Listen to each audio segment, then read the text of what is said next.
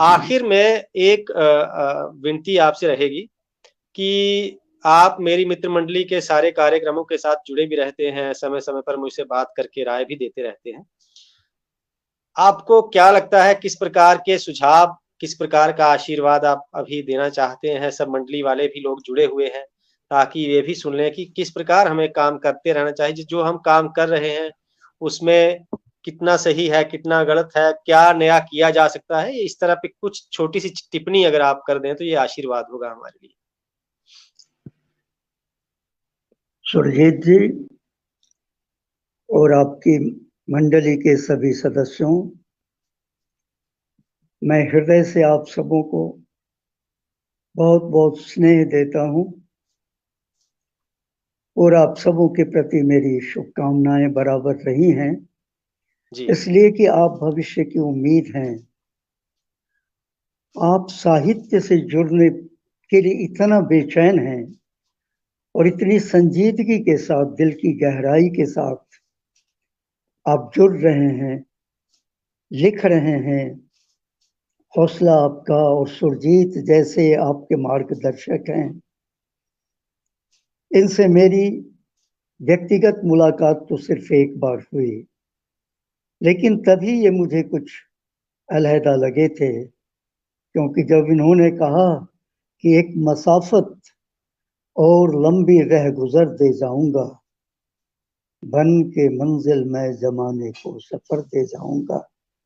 आपको याद है वे पंक्तियां?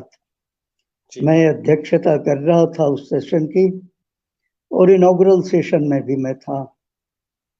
तो मुझे, मेरे सामने तो मेरे छोटे भाई की तरह है, तो देखा कि ये यूं ही नहीं कह रहा है, इसके लफ्जों में जो गहराई थी उसमें इसकी सच्चाई मुझे झलकी थी, और मैंने तब से इसको अपने करीब किया, इससे मिला, इसका नंबर लिया, और इनसे बातें मेरी होती रही और इन्होंने मुझे सब कुछ बताया।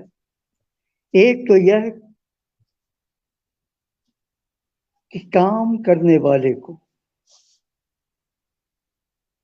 और साहित्य से जुड़ने का मतलब एक बहुत बड़ी जिम्मेवारी लेनी है।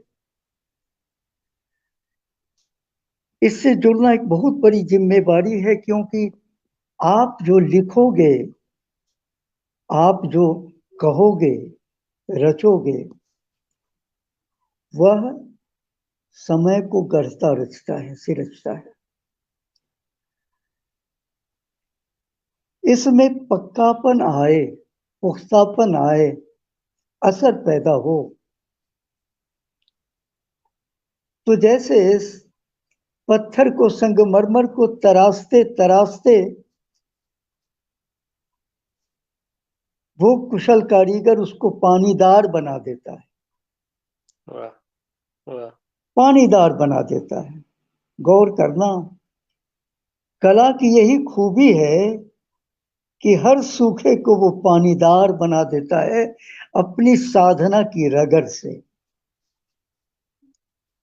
इसमें समय भी लगता है, इसमें तुम्हारा धैर्य भी लगता है, और एक चैन और लगन कि हमें यह करना है, यह मिल गया तो सब मिल गया, इसलिए धैर्य। दूसरी बात, साहित्य रचने वाले को देखना आना चाहिए। सिर्फ देखना देखना नहीं होता है। जिस समय कोई घटना घटी, आपने देखा,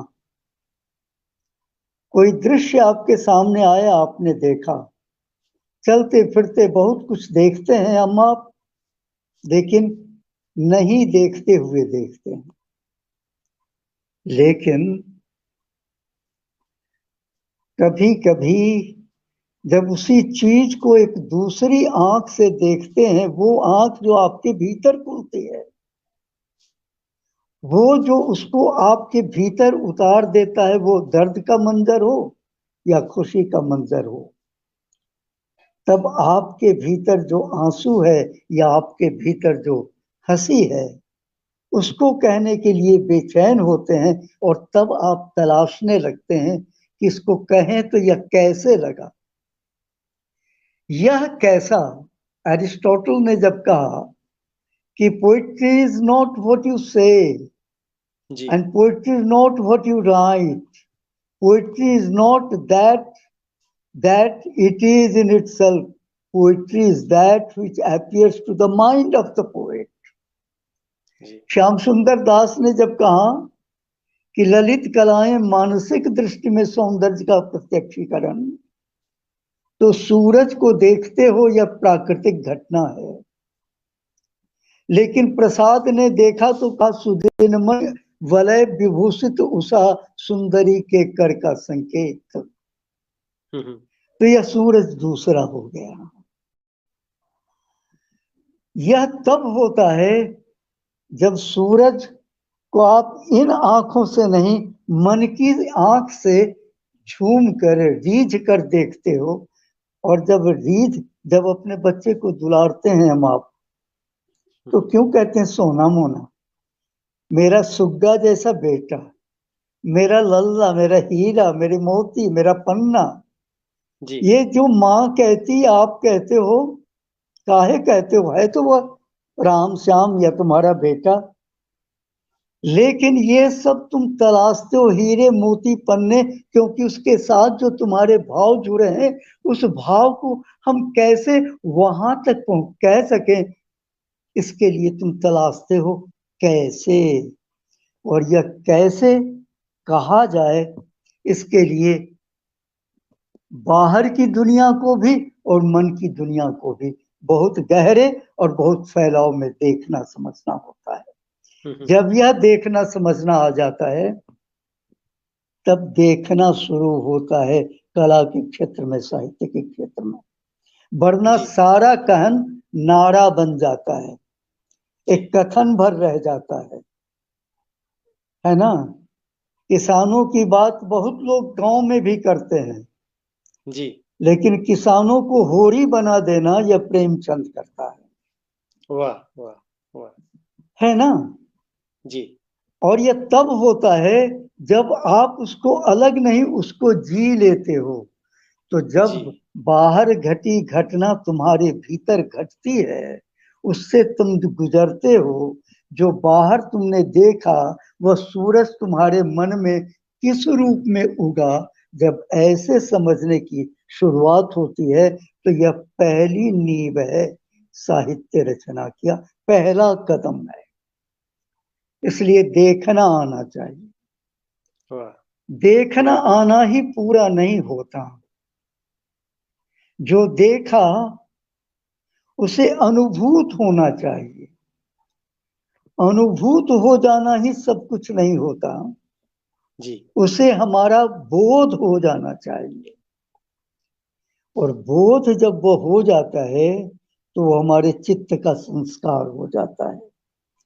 चित्त के संस्कार में जब हमारी लिखी चीज उग आती है किसी के मन में, तो विश्वास करो वह क्षण कोई और होता है और वह पढ़ने वाला कोई और हो जाता है। यदि यह प्रक्रिया बढ़ती चलती रहे, तो मन अच्छा बनता रहेगा, बदलता रहेगा। इसलिए अच्छा देखना, अच्छा कहना, अच्छा सोचना, अच्छा रचना, यही एकमात्र सत्य शर्त है एक अच्छे रचनाकार के लिए, एक अच्छी रचना के लिए। और प्रभु से बारंबार प्रार्थना कि इसमें आपका विश्वास अधिक बना रहे और आप इससे गाफिल न हो अपनी जिम्मेवारी से, और एक बेहतर समाज, एक बेहतर इंसान को बनाने के लिए एक मुट्ठी ही मेरे पास कुछ है, हम दे देंगे। हमारी सूखी आंख में एक बूंद ही आंख को निचोड़ कर, तो हम सूखी हुई शाख की जड़ को दे देंगे, शायद कोई पत्ती खिल जाए। ये सींचने का जज्बा अपने भीतर पैदा रखो, बनाए रखो, कायम रखो मेरे दोस्तों। बहुत बहुत आनंद आया आप सबों से मिलकर, बहुत आनंद आया। मजा और आ जाता कि हम आमने सामने कभी होते और फिर आपको भी सुनते, आपको भी देखते। मन आप लोगों से मिलने के लिए मेरा बेचैन रहता है, यह मैंने सुरजीत से बराबर कहा है। जी बिल्कुल बिल्कुल। लेकिन तब तब देखो कब होता है। बहुत आनंद आया सुरजीत, जी तुमने मेरे इस समय को इतना मीठा, इतना प्यार से भरा, इतने दोस्तों से जोड़कर मुझे धन्य किया। मैं बहुत बहुत आभारी हूँ, और तुम्हें तो बहुत कलेजे लगाकर आशीषता हूँ सबों को। ये तो आनंद, आपका, आनंद। ये तो आपकी महानता की निशानियां हैं ये सारे शब्द। पर आज का नहीं, इस कार्यक्रम को एक ही वाक्य में बाबू भट्टी जी कह रहे अच्छा, हैं कि आज शाम को उत्सव हो गया। अरे अरे अरे, आपको सुनकर आदरणीय प्रणाम। तो वाकई मैं भट ये एक उत्सव हो गया। यह प्रोग्राम जो हमने आज किया है, इसे एक बार सुनकर नहीं, बार-बार सुनकर हम बहुत कुछ सीख पाएँगे। इसका इसको कई बार हमें देखना पड़ेगा, एक-एक बात आपकी बहुत ध्यान से सोचनी पड़ेगी। कई लोग, सब लोग आपकी एक-एक बात पर सब लोग कुछ न कुछ कह रहे हैं। कई कमेंट्स अभी भी यहाँ पर बाकी हैं, लेकिन समय वैसी इजाज़त नहीं दे रहा कि इतना लंबा प्रोग्राम कर दिया जाए। जितने भी खुशी लोग होगी। जुड़े हैं या इसके बाद जो इस वीडियो को देखेंगे, उन सब की ओर से मैं आपका बहुत-बहुत धन्यवाद करता हूँ और आपके आशीर्वाद के लिए हमेशा आशावान रहूँगा कि आपका आशीर्वाद ऐसे ही मिलता रहे। आप सबों को बहुत बहुत स्नेह, बहुत प्रणाम, बहुत आभार। शुक्रिया सर।